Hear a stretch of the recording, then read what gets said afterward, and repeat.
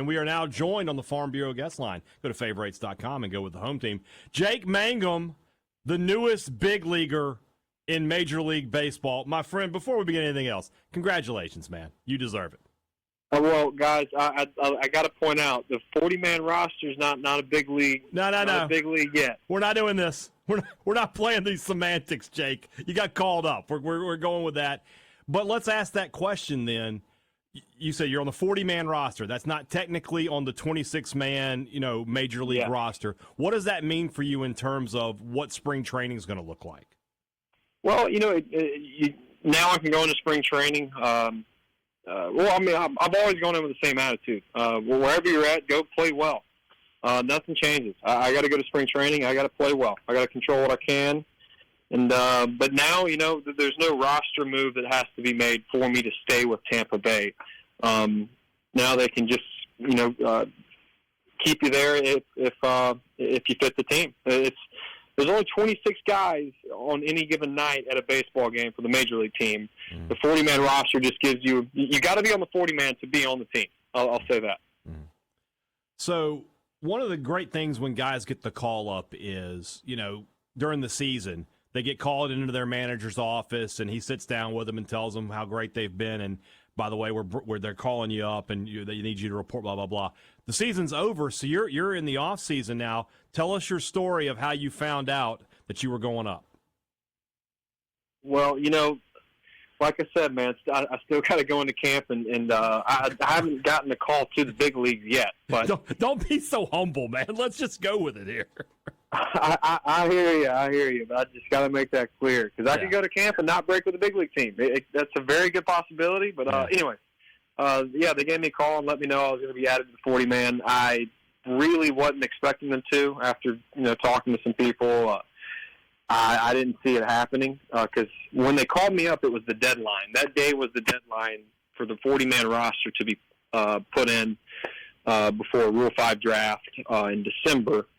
But anyways, it was the deadline, and they called me at the deadline, and they said they're going to add me to it. And man, it was awesome. I was hole number 2 at Old Waverly. I was playing some golf out there, dude. A really gorgeous course, and got the call hole number 2.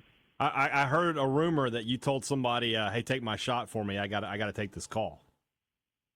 I actually did one shot. I was like, I got to take this call. I sure did. That's a true story. It was the third shot, a hole number 2. Someone chipped. I played like crap the rest of the day. Holes 3 through 18, I was not locked in. But my buddy Denver McQuarrie chipped me real close to the hole on a chip shot. There you go. Obviously when you think about Mississippi State baseball and the majors, there's a ton of diamond dogs in the league right now. And I know that it's kind of an extended family thing. Have you heard from any of your former teammates or any other former players, welcoming you into the fraternity? Man, I've had some congratulation texts from some guys that, are actually in the big leagues. Some guys I played with in high school, some guys I played with in college, travel ball. That's the beautiful thing about baseball, man. I've met a lot of really good people that care about you, and man, I'm fortunate for that. A lot of them reached out, but like I said, guys, like we're not in the big leagues yet. I gotta go do a job now, but the 40-man roster, it's awesome, man. It really is. It's a step towards the dream. If you've ever met Jake Mangum, I was going to let you guys know, maybe the most humble superstar I've ever had the pleasure of getting to know. Other guys, especially ones that have your accolades, they let you know about it. You remain to this day the most humble guy I've ever spoken to that has the kind of resume that you do. I do have one real serious kind of question. Let's assume you make that 26-man roster, right? Where are y'all playing next year? Oh, boy. Well, that was a big fiasco. First off, man, glad some of the projections I was seeing in Tampa didn't actually happen. I was hearing that it was going to be, one of the worst. There's been a lot of bad hurricanes, man, but Tampa got hit. They did get hit. I'm not taking away from the storm. They got hit hard, but, man, I was hearing that, that city might be completely underwater. But man, they got hit. The Tropicana, the stadium the Tampa Bay Rays played in, the roof came off. The structure was fine, but the roof, it somehow, wind got into it, popped up. And we will be playing in the New York Yankees spring training stadium. Okay. It will be right next to the Tampa Bay Buccaneers. So originally we've been in St. Pete, the Tampa Bay area. Mm-hmm. Now this next year it'll actually be in Tampa Bay. We're going to do it at the Yankee spring training, Steinbrenner Park, I believe it's called. Mm-hmm. And, dude, I was talking to someone about this earlier today.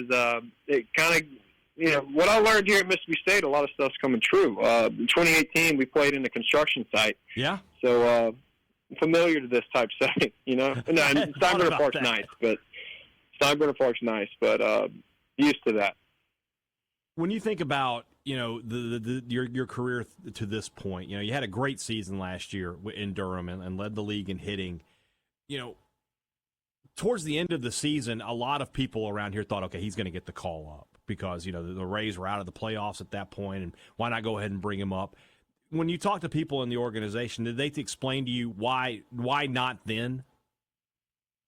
Man, look, I don't mean this from you said humble earlier. I'm not trying to be humble here. I mean this, dude. There are a lot of really good baseball players in AAA that just haven't gotten a shot, and some won't get a shot, and they're really good players. Man, I can name a lot of guys. Genuine. I remember.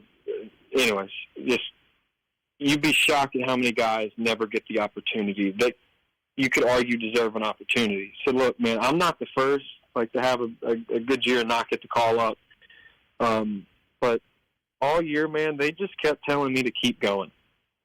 They just said, man, I know you're probably disappointed, but just keep going. The most important thing you can do and the only thing you can control is keep going.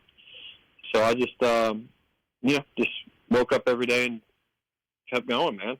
That's not surprising, knowing what I know about you. You've also tried to step into my world a little bit. I had to ask you about that. Do I need to get in the batting cage and start learning how to hit the baseball? Because now you're in the podcast world. Why couldn't you just leave that to me, dude? You did text me about that, and you made me feel bad. But dude, dude, what y'all do is really cool, man. Y'all get to tell stories and talk about sports, dude. I can talk about sports all day, and I'm doing a little show for Mississippi State, and just interviewing some cool people, hearing some great stories, getting their stories out. Just yesterday, I learned about Claudell Harris, man, a basketball player from Mississippi State. His mom beat cancer twice, not once but twice. And hearing his story about how that's helped him get to where he is, and now getting to go watch him play basketball, you start just finding things out that you would have never known, man. And I'm really enjoying that side of it. And yeah, it's fun. Jake, only a couple of minutes left here. When you think about what this next year, what 2025 is going to be for your baseball career, I at the same time, I think that you have considered the weight of it, but at the same time, how do you consider the weight of it until you step out on that field for the first time as a major leaguer? If that moment gets to happen for you, do you feel like you're prepared for it, or is it going to be something that, the first time you take an at-bat at Yankee Stadium or Fenway or something like that, that it's going to be one of those moments where you look around and you just go, I don't believe it. Man, anything we do in life, I truly believe, I mean this, for all the weird things that have happened over the years that seem out of body, I've had a lot of moments like that, and I've always just said it's all God, my family, and I wholeheartly believe God's been with me this far. I know He'll be with me if I get the chance to play in the big leagues, man. He's been, I know we've run out of time, but a lot of Mississippi State fans know, and friends from back home know about the Ladybug story, and sure enough, Ladybug flew in the golf cart. Just a lot of weird stuff in my life has happened over and over again. God's kind of answered prayers and been there for me the whole way. And I don't. He's been with me this long, man. I don't see why he'd leave me up there. And even if I play bad up there, I know He'll be with me, man. But let's keep praying I get the shot. Absolutely, Jake, and I'm not worried about it, man. I know that when opening day rolls around, my friend Jake Mangum is going to be on a roster with the Tampa Bay Rays, and it won't be long before he's raking and putting his name right up there with the other Diamond Dogs who have done so well at the next level. Jake Mangum, former mayor of Oxford. We don't normally